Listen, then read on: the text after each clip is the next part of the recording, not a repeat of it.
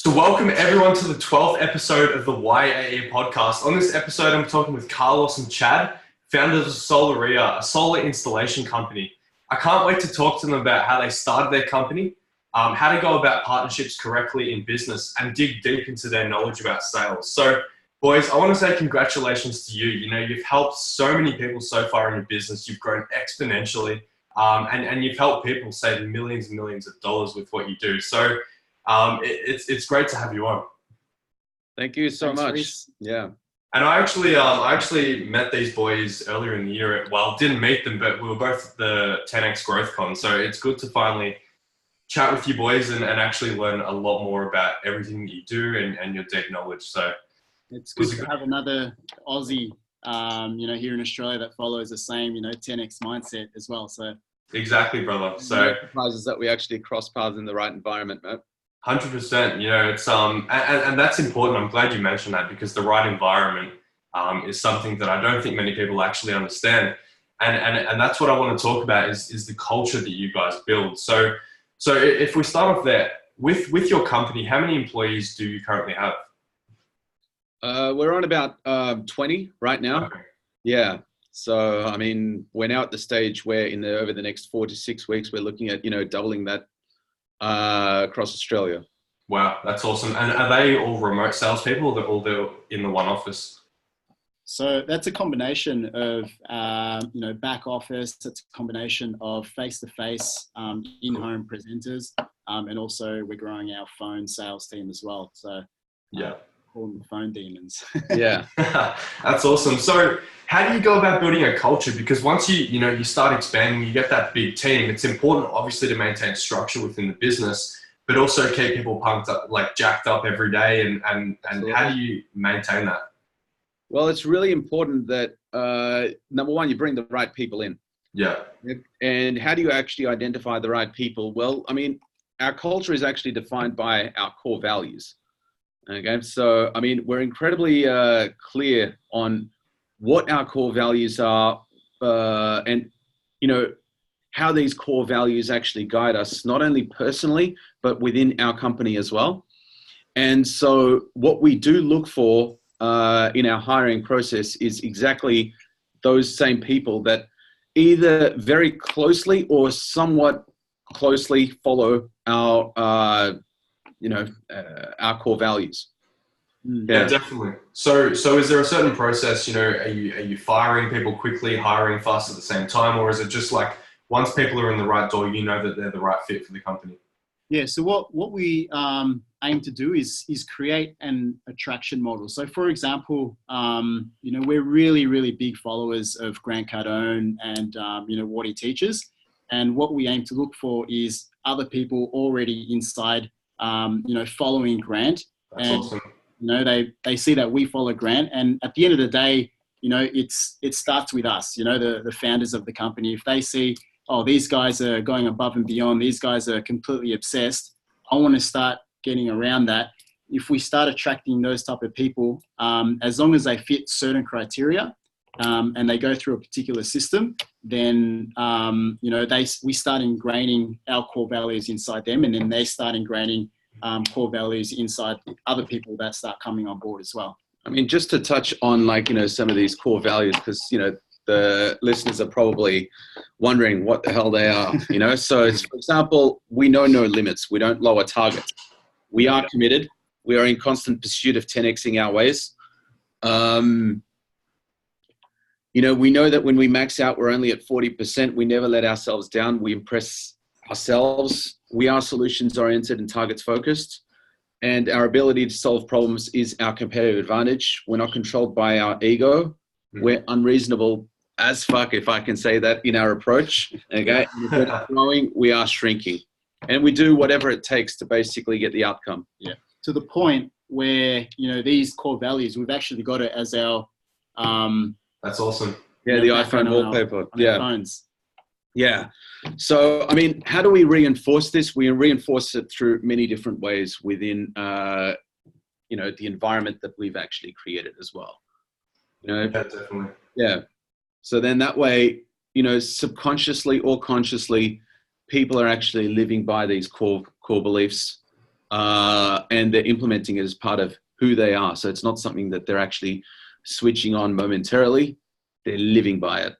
Yeah, definitely. So you've got those core values that support the structure you have going. What does that actually look like within the company on a daily basis? You know, do you have sales meetings where you reinforce this? Are people staying past 5 p.m. and actually still smashing out the phone, still doing appointments? Like, what's that look like on a person-to-person basis? Okay. I mean, I'm just going to, go to one story because you just mentioned 5 p.m. Okay. And yeah. I mean, chime in and add any details, Carlos, because I may miss a tiny detail, but one of our top producers, a 19-year-old student, was basically waiting around because he attended his first appointment at midday, and the person said, "I'm actually heading to work right now." He asked, "What time will you be back?" 10:30. Great. Do you mind if I actually come back then? And basically at 10:30 p.m. he was back at the property. He built such an incredible rapport that he was able to sit down and watch Rush Hour with the guy. Wow. Close the sale, and then get home by about 3 a.m, have the energy, the drive, the enthusiasm to be able to share that through a video that, he sent into our group to share his learnings that everybody else can actually benefit from as well. And then get back up at about 6 a.m. for another day. So, I mean, how is this reinforced? I guess, it is a little bit of reading in between the lines, because, you can't actually call someone and say, "Hey, at 3 a.m, I want you to send this." Or, for example, if that person's not able to attend that appointment, come at 10:30 p.m. It's through those little things that we do that, on a daily basis, that we may instill it as part of who we are. And then it comes out in many different ways, such as him attending an appointment at 10:30 p.m. That was his initiative. That's insane because one thing that I've noticed, especially with, I obviously consume a lot of Grant Cardone content too, is that there was one video in particular that he put out, and he said, the doors unofficially close at my office at 5 p.m. He goes, but the second I see people leaving the door at 5 p.m, he goes, I know they wanted to leave at 3 o'clock. Yeah, exactly. And then when you have the people that stay till 6, 7, they're committed to not only themselves and the organization, but their families and everyone around them, because they understand the importance of pushing, to 10x levels. So yeah, and we do our best to create an environment where, it just grows by itself. So, for example, we've got a particular group on WhatsApp where every time someone closes a deal, or even learns a new skill, learns a new objection handle or something like that, they make a video. Yeah. Not part of our you must make a video every time you finish a deal or something like that, but it's what has become part of the culture. So right. What we find is over time, the team members who grow within that environment, they start learning a lot faster, and the ones who don't end up self-eliminating themselves. So we're never in the position where we have to, push someone out. It's self-policing. Self-policing. Yeah. Definitely. Because sales is not an easy job. Do you have people that just say, look, I can't do this anymore, I'm out? Or do you kind of have that conversation with them and start to notice it and try and lift them back up? What's that like? I mean, that's a great question. So, I mean, what we were saying earlier about self-policing is that some people realize that they don't necessarily have it within them. Yeah. And so they're the ones who self-eliminate themselves. Okay. But for those who have, the right levels of commitment, attitude, and they understand that they're in the right environment and they're constantly optimizing their ways, we basically help facilitate their growth through many different things, like, for example, coaching, or, I mean, we've got other things that we actually implement within the company as well to enable these people to unleash that beast within, so they can actually start achieving the results that they've been envisaging from day one. Yeah, definitely. So are you guys having daily sales meetings every morning, doing obviously your training before people get to work, but those daily sales meetings, because, if you're waiting, if you haven't been on the phone or in conversation with the client for, 24, 48 hours, you can start to get rusty. Is that something that's embedded in your culture every single morning, just to pump people up? Well, we don't. Okay, so in terms of the morning huddle, for us, for example, because people work in many different parts of Australia, so it's really hard to get together face to face. However, we basically diminish that distance through videos and phone calls as well. Okay, so whether it's through a voice message into the group or through a video call, we're basically pumping one another up. So I woke up this morning to videos from our team members. That team member, T, really deserves a big mention in this video. Okay, because basically at 3 a.m. he took that initiative as part of our core values to record a video and then go above and beyond that and basically say, look, this is why I do what I do, and it's not work for me, even though it's 3 a.m. and I've got to wake up at 6 a.m. Okay, and then basically get others in the group to actually record their own video and send that into the group as well. Okay, so I mean that's basically our morning huddle, and conversations like that take place multiple times on it every day. Okay, cool. So other than the culture that you're creating, what's the core motivation for everyone in your team? The core motivation, I mean, each person defines success in their own way. And that was actually, the message that was actually sent into the group today. Okay. So for example, because we've got such diverse people, there's another team member, Juan.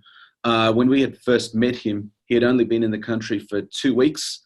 He was living out of a small room in his cousin's apartment with his wife and his kid as well. So, success for him, even though we haven't explicitly said what is success to you, is, being able to provide the right environment for his family and, proudly offer them any experience that they actually want. So, for myself, for example, it's being in a happy and fun environment where, people can express themselves in many different ways, not have any restrictions or limitations, and, being able to experience so many great things because the world has so much to offer as well. Okay. So, these are things that we actually discuss occasionally. What is success for you, Carlos? Look, for me, it's being able to provide an environment that I didn't have access to while I was growing up. An environment that has systems that work fast, that has infrastructure that facilitates growth, the right training. Because at the end of the day, as Chad said, everyone's got different goals, everyone's got different motivations. But I guess the reason that our team really sticks together is because they want to be part of a team that is always taking action towards their 10x goals as well. Yeah, definitely. Do you guys have like a 10x plan or some variation of that to just enforce that? When you say 10x plan, Oh, sorry. Something structured. Sorry. The 10x planner where you write your goals out every day and quote of the day and those sorts of things. Is that something that you're getting your team to just write out their goals every single day, whether it's sales targets they want to hit or? Yeah. Okay. So basically, through our core beliefs, it's not something incredibly structured that we actually say you need to do this on a daily basis. People basically share the different things that they actually do to, for example, reinforce their actions that lead them towards their goals. Like me personally, I write down my goals every day, every morning. Yeah. And I will share that, with the group. And, some people are, morning people, some people are not. But for example, what they do is pick and choose to identify what works best for them. And then it comes out in many different ways. So there's different manifestations of, I guess, goals, the actions that are aligned towards their goals and how that actually comes out. One of the big things that we promote though is every time you leave a deal, whether it's a close or not a close, have a think about, the one thing that you learned or, that you picked up and share it with the rest of the group, right? Through our sales WhatsApp group. So that way, everyone's always growing, everyone's always learning, everyone's always picking up new ways to do things. And, you know, people aren't left idle, you know, to fend for themselves or to learn by themselves. It's just this giant organism that's constantly just like 10xing every single day. Definitely. So I want to dig into the sales part of things now. So what's your lead process like? Is it cold calling? Is it inbound leads through maybe a Facebook ad? Are you cold emailing to then an appointment? What's that look like for you guys? Yeah. So our lead process is basically just all inbound leads. So we generate all of our leads through you know, different platforms, for example, like Facebook and Google and things like that. So they come in, and then we basically set up all of the appointments for our sales guys. So what we believe in is focus. If you have a sales guy making, you know, 1,000 phone calls a day, they're probably going to be tired by the time they get to the presentation, and they won't have enough energy to put in 100% into that presentation, right? Or let's say, for example, our guys are out on the road door knocking. By the time they actually get to a presentation, they're so exhausted that they go into the presentation thinking, oh, how fast can I get out of this presentation so I can go home to my family, right? So every department that we set up is incredibly, you know, systemized and focused to the point where, okay, this is, you know, the skill that you have to build up. This is the training that you have to go through. And in terms of our sales guys, you know, the main thing that they have to focus on is, you know, showing people how to, you know, go solar and closing the deal. You know, they don't have to focus on anything else. I mean, just to add to that, okay, in terms of lead generation and growing the business as well, it's making sure that we go above and beyond as well, because you know, business is not going to grow really fast or really well unless you're actually delivering an incredible product, delivering an incredible service. After sales service has got to be spot on as well.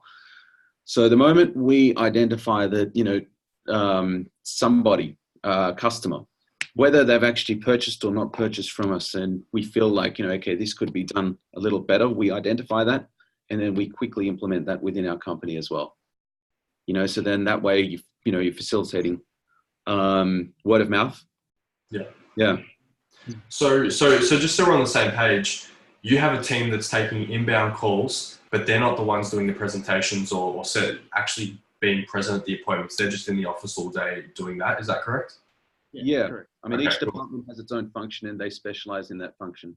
Yeah, I think that's really efficient to keep people fresh and motivated as well. So just on like if we dig into that side of things, what's that look like in terms of commission? So if someone's just sitting there taking leads or like inbound leads all day, and then they're part of the deal that gets closed, do they get a share in the commission? Like, how does that work?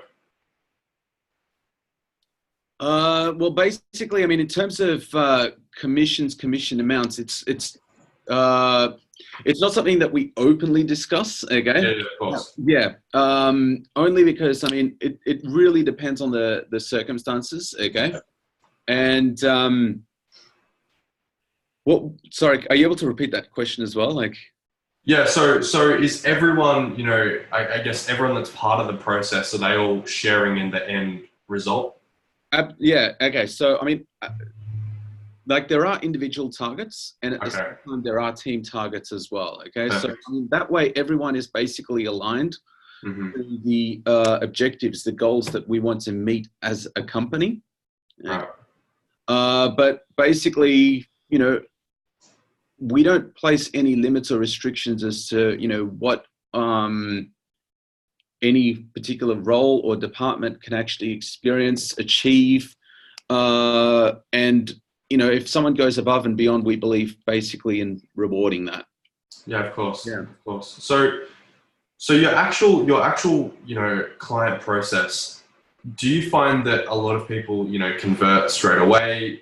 Do you have a long follow-up process? You know, obviously not everyone's going to convert on the first call. Does it help that you have inbound leads coming in? Do you find that there's you know, they're more warm than obviously a cold call? Yeah, look, I mean, a cold call, I mean, so I built, I came from building cold call sales teams. Yeah. And, you know, although cold calling is not dead. You know, I truly believe in cold calling, but I just, the reason that we do it through inbound leads is to make you the best use of everyone's time.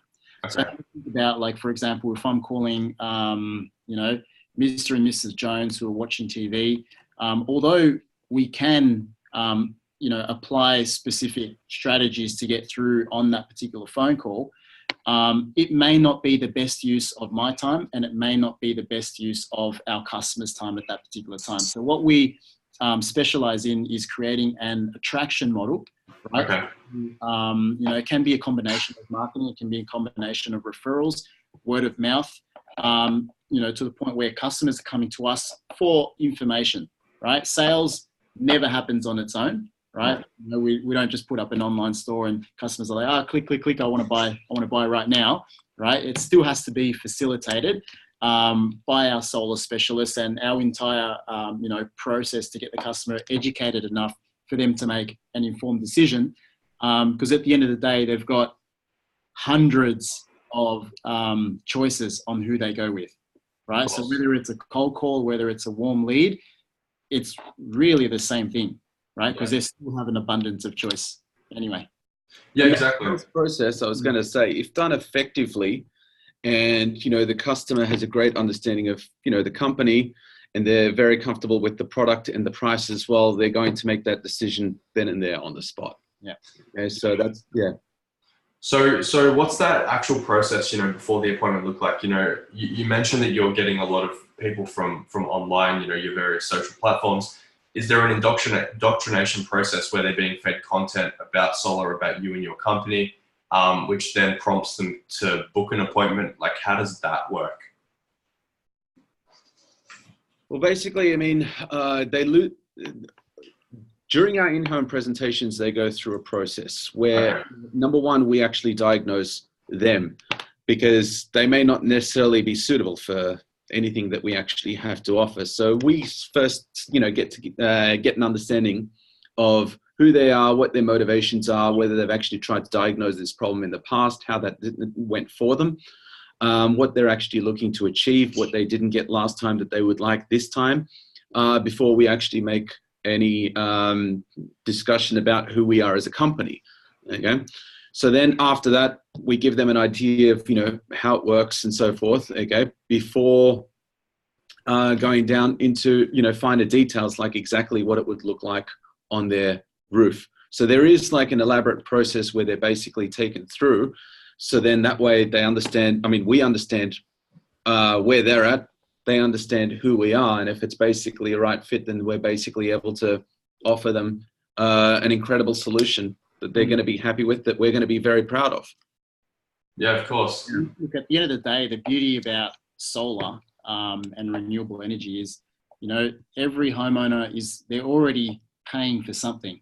Yeah. They're already paying an electricity bill, right? But that electricity bill is going through to a larger corporate, and the only thing they get in return is their electricity. So, you know, what part of our sales process is to get our homeowner, you know, or our prospect to understand that, hey, you're already laying this money, but you're not really getting anything back. Let us show you a way where you can, you know, redirect that same money that you're already spending and putting that towards something that's going to build, you know, equity in your home. It's going to, you know, make you feel a lot better because you're helping things like the environment, putting money back into your own pocket. And, you know, their value proposition just goes, you know, through the roof. Yeah, of course. So obviously increasing that value proposition is super powerful and helpful. You've got to come across a lot of objections though. Absolutely. Just like any sales presentation, you're going to definitely come across objections. Yeah. So what's the most common objection that you guys find? Because it's slightly different for every organization, I guess, but for you guys specifically.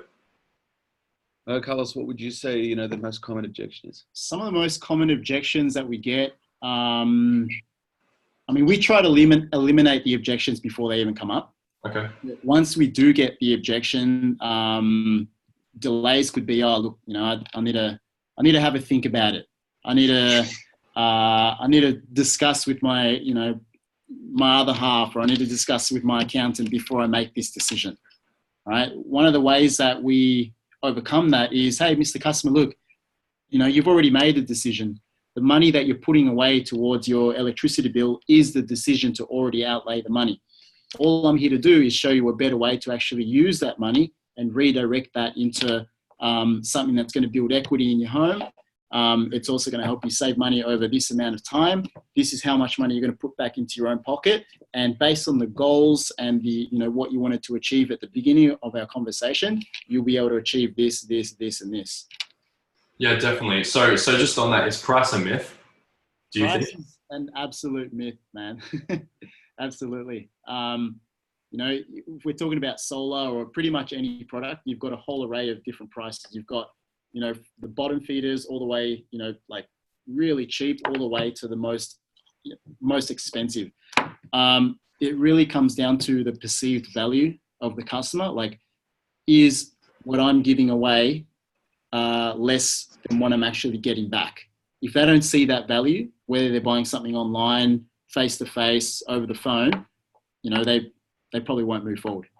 Yeah, interesting. So after you guys close a client, does the process stop there? Because I know for a lot of, especially when I talk to a lot of e-commerce people, especially, they'll run a Facebook ad, whatever the case is, they'll get a sale, and then the process stops there. They don't realize that, maintaining that relationship with the customer, not only for referrals down in the future, but potential, further sales. Does that process continue and maintaining that relationship with your client? Absolutely, man. So although we're a solar installation company, we're not selling solar, right? That's not our positioning strategy. What we're actually doing is we're selling an outcome. Mr. Customer, yes, we know you want to save money. Yes, we know you want to use that money to fund, your daughter's schooling.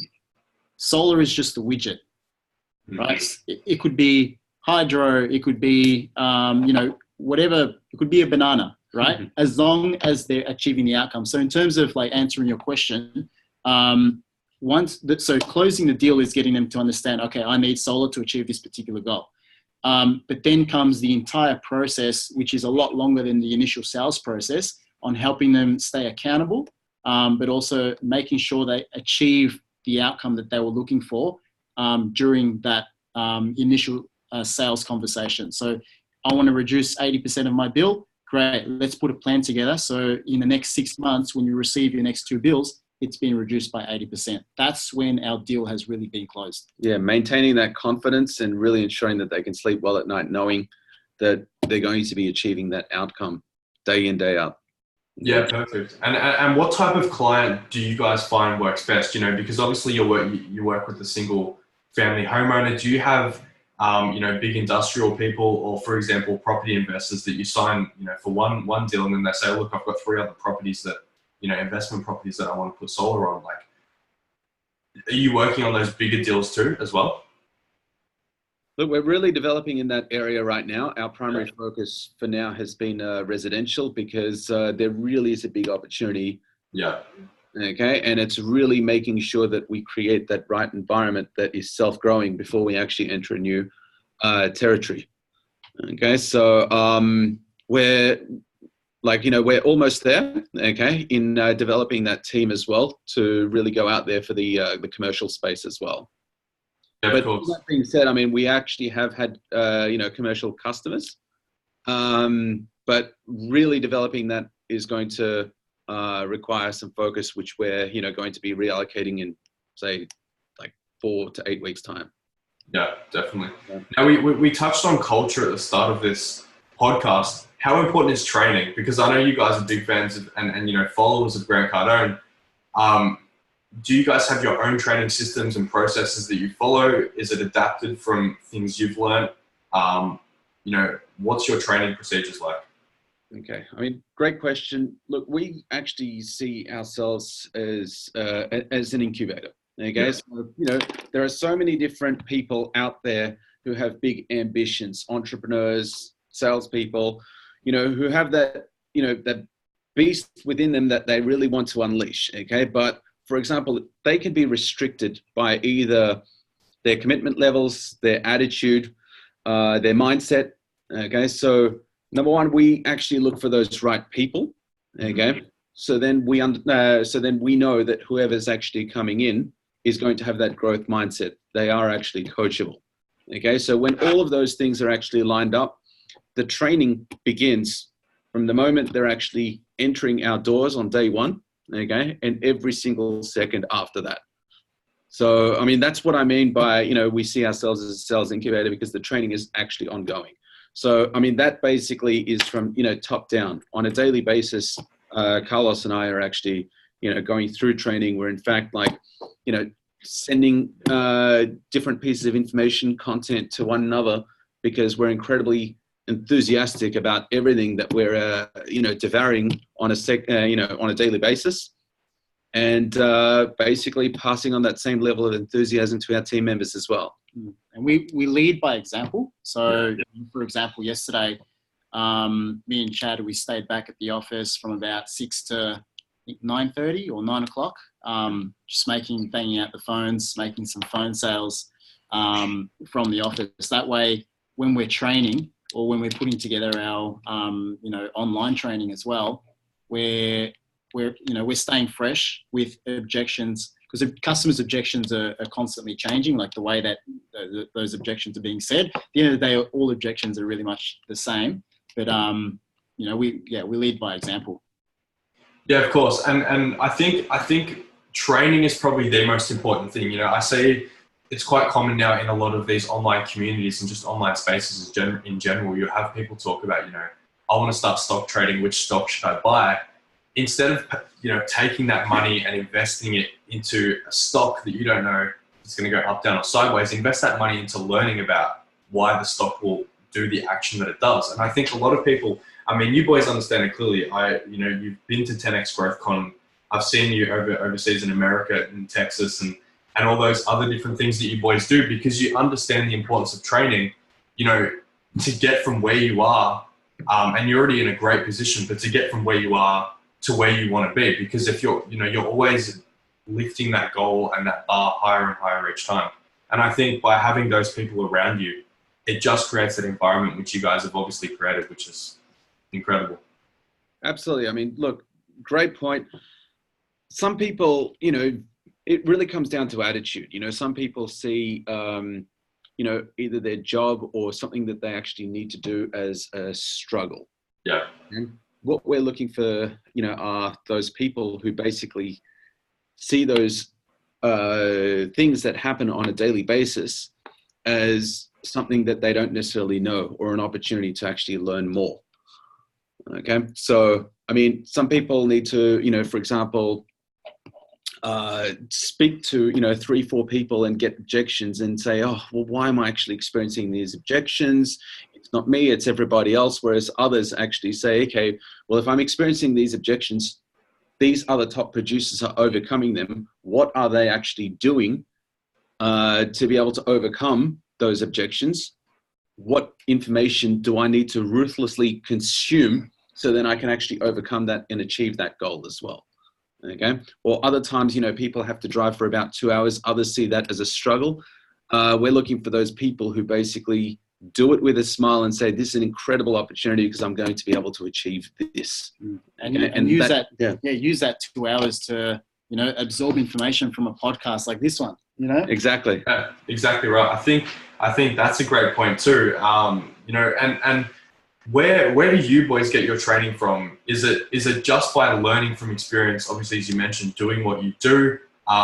You're obviously putting yourselves out there. What other training material do you consume, and do you suggest for other people to go and have a look at as well?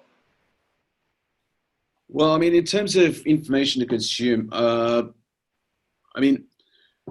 I'm not a big fan of the shotgun approach, which is, basically absorb, just take information from, 50 or 100 different sources, because, there's going to be conflicting information. Okay. So, you may have heard that, us mention 10X, GrowthCon, and Grant Cardone in this podcast. So it's very obvious, who one of our mentors is. Okay. And, you may not have heard other names. Why? We're so focused. Okay. So, we're trying to consume as much knowledge from, the one person, or maybe two, at most 3, that we believe is aligned with our values as well. Okay, so then we consume all of that.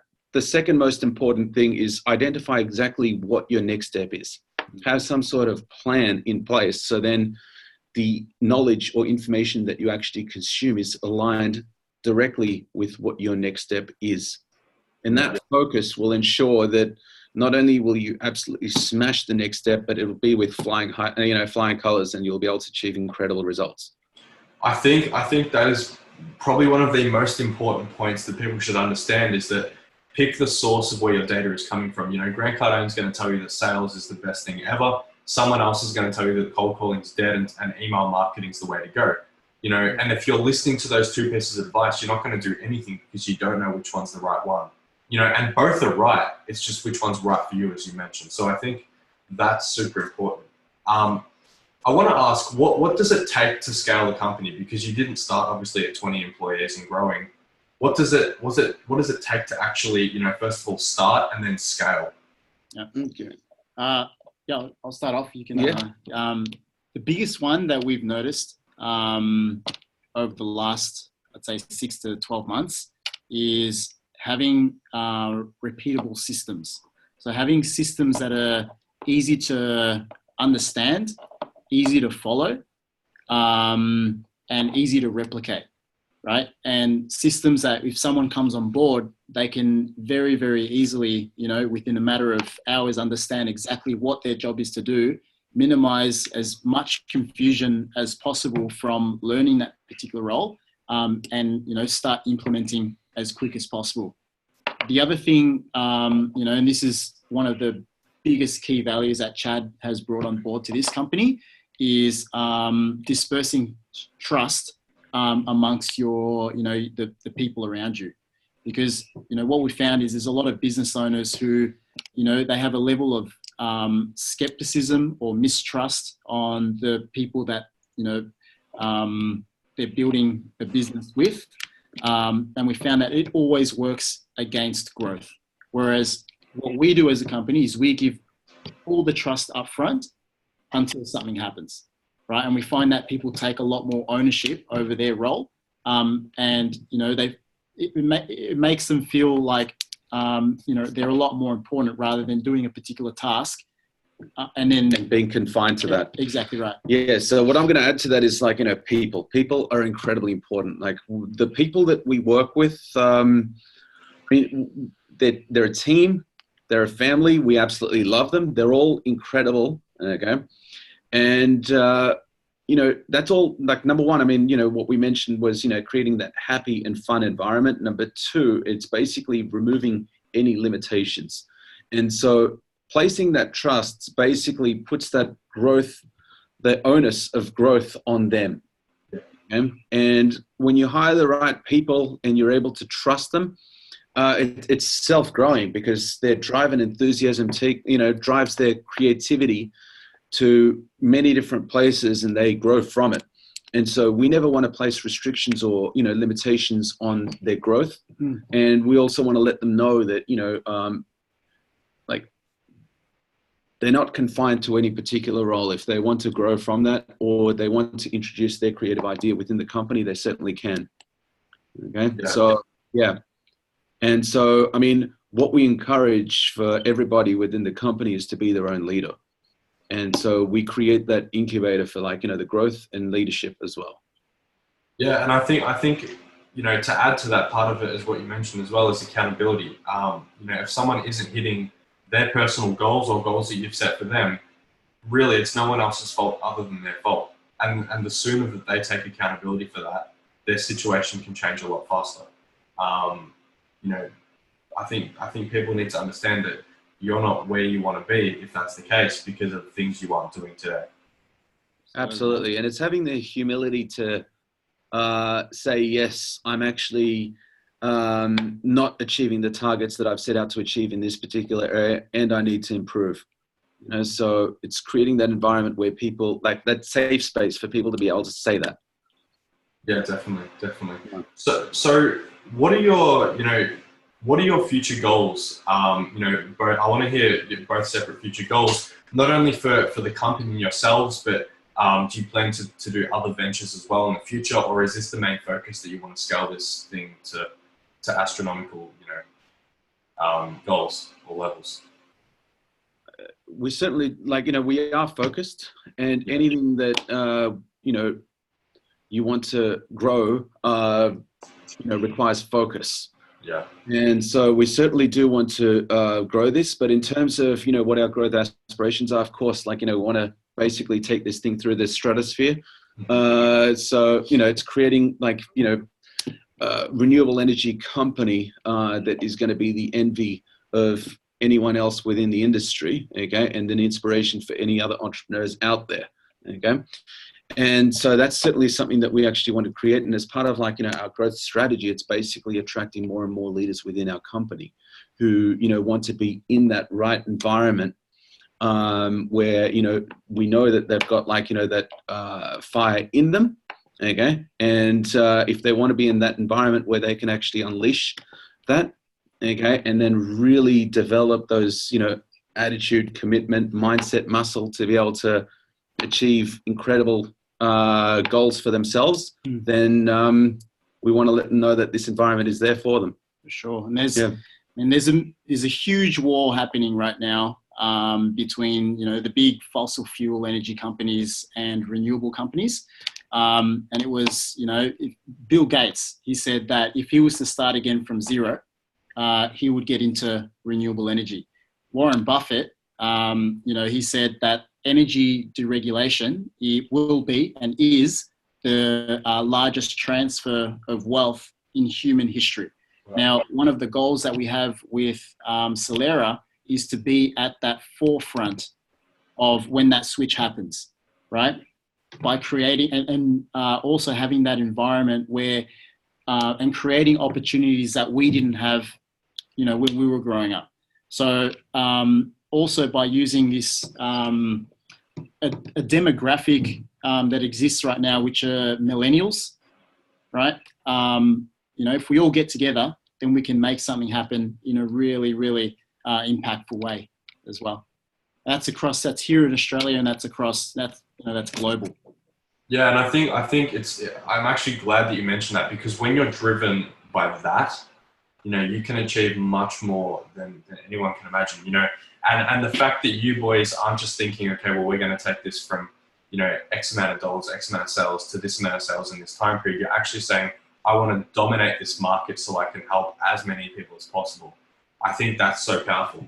Do you guys think in any less than domination? Because Carlos, I do follow you quite a lot, on social media, and you're always pushing 11 o'clock at night, you're at the gym, you're up at whatever hour of the morning.